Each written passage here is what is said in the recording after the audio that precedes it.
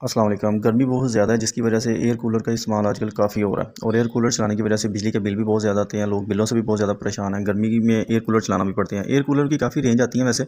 इसमें 3-4 कूलर जो ज़्यादा इस्तेमाल किए जाते हैं, जिसमें एक मीडियम साइज़ का एयर कूलर होता है जो मैं आपको इस टाइम दिखा रहा हूँ। मैं 2-3 कूलर्स का आपको दिखा देता हूँ एयर कूलर का कि कौन सा एयर कूलर कितने वॉट पे चलता है। ये मीडियम साइज़ का कूलर है। इसकी जो इस टाइम कीमत है ये तकरीबन 21 से 22 हज़ार रुपये में मिलता है।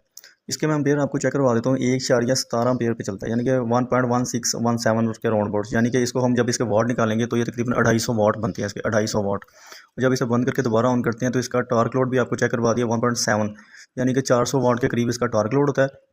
और इसका जो रनिंग लोड है वो तकरीबन 250 वाट 250 वाट के करीब ये कूलर लेता है। ये आप दोबारा इसके एम्पेयर देख लें, 1.17 यानी कि 250 वाट 260 वाट के करीब इसका लोड बनता है।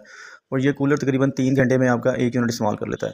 अब ये 12 वोल्ट का ब्लिनो मोटर वाला कूलर है। ये मैं आपको दिखा देता हूँ। 12 वोल्ट के जो डीसी कूलर इस्तेमाल किए जाते हैं लोरी बाटी में, ये जिस्ती चादर में ये कूलर होते हैं। ये इसकी मोटर आप देख लें, ये ब्लिनो मोटर लगी हुई है इसके साथ। और इसके साथ पानी वाला पंप लगा होता है और इसे 12 वोल्ट की सप्लाई के साथ चलाया जाता है। ये बहुत ज़्यादा लोग इसे इस्तेमाल करते हैं। इसके मैं आपको वाट चेक करवा देता हूँ कि जब इसे हम 12 वोल्ट की सप्लाई के साथ वापडा पे यूज़ करते हैं, ठीक है। बेसिकली ये 12 वोल्ट का होता है। इसे आप डायरेक्ट सोलर प्लेट पे भी चला सकते हैं, लेकिन आमतौर पे इसे 12 वोल्ट की सप्लाई के साथ चलाया जाता है। कंप्यूटर की ये सप्लाई होती है 12 वोल्ट की सप्लाई। इसको वापडा की 220 वोल्ट इनपुट देकर आगे सप्लाई से 12 वोल्ट लिए जाते हैं और इस पर इस कूलर को चलाया जाता है। इसके मैं आपको वाट चेक करवा देता हूँ कि ये कितने वाट पे चलता है। इसको हम चेक करने हैं एसी एम्पेयर, क्योंकि हमने वापडा पे इसे चलाना है। तो एसी पर सेट करके क्लैम्प मीटर को इसके मैं एम्पेयर आपको चेक करवाता हूँ, फिर बताता हूँ कि ये कितने वाट पे चलता है।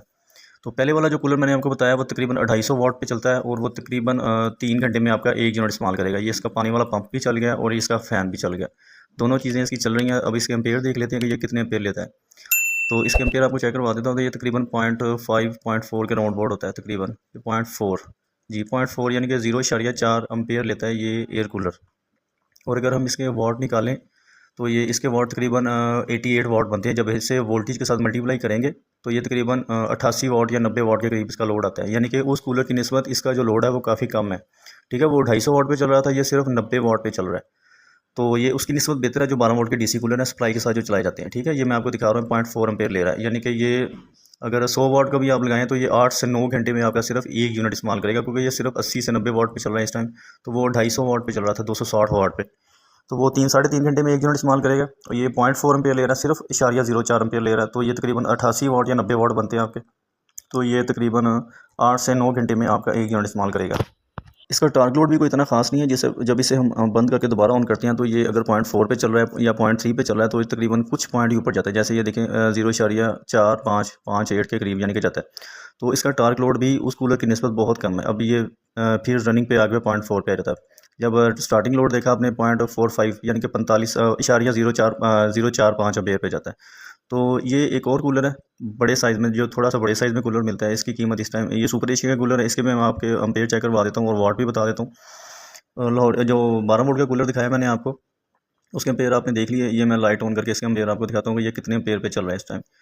तो ये चल रहा है कूलर इस टाइम 0.75 मतलब 0.7 एम्पेयर पे इस टाइम ये कूलर चल रहा है। अगर हम इसके वाट निकालें तो ये तकरीबन 150 वाट बनते हैं। 160 वाट के करीब इसका लोड बनता है। ये सुपर एशिया का कूलर है, ये मॉडल देख लें आप। और इसकी बॉडी थोड़ी बड़ी है, साइज़ भी इसका बड़ा है। इसे जब बंद करके दोबारा ऑन करेंगे तो इसका टार्क लोड तकरीबन 1 एम्पेयर से ऊपर जाता है, ठीक है। यानी कि ये 250 वाट पे जाता है टार्क लोड पे, और जब रनिंग लोड पे आ जाता है तो 150 वाट पे आ जाता है। ये देखा आपने 1.23 एम्पेयर पे गया था और रनिंग लोड पे 0.7 एम्पेयर पे आ गया वापस। तो ये भी कूलर उसकी निस्बत ठीक है। जो पहले आपको मैंने दिखाया, सबसे फर्स्ट में कूलर दिखाया था, उसके एम्पेयर बहुत ज़्यादा थे, उसके वाट भी ज़्यादा थे। वो आई थिंक उसकी सिल्वर की मोटर थी और वो आपकी यूनिट ज़्यादा कंज्यूम करता है। उसके बाद ये कूलर जो आपको दिखाया 12 वोल्ट का, इसकी जो कंजप्शन है सबसे कम है, क्योंकि वो सिर्फ 80 से 90 वाट में चल रहा था। और ये वाला कूलर तकरीबन 150 वाट पे ये कूलर इस टाइम रन कर रहा है। इसकी थ्रो भी अच्छी है, कूलिंग भी अच्छी है। और इसकी जो इस टाइम मार्केट में तकरीबन कीमत चल रही है, वो तकरीबन इसकी कीमत इस टाइम 30,000 के करीब इसकी कीमत है मार्केट में। तो ये तीनों कूलर्स को, एयर कूलर का मैंने आपको कंपैरिजन करके दिखा दिया। और अगर इसकी कंजप्शन की बात करें तो ये 150 वाट पे चल रहा है इस टाइम। तो 150 वाट को अगर हम चेक करें कि कितने यूनिट इस्तेमाल करेगा, तो तकरीबन ये 6 से 7 घंटे में हमारा 1 यूनिट इस्तेमाल करेगा।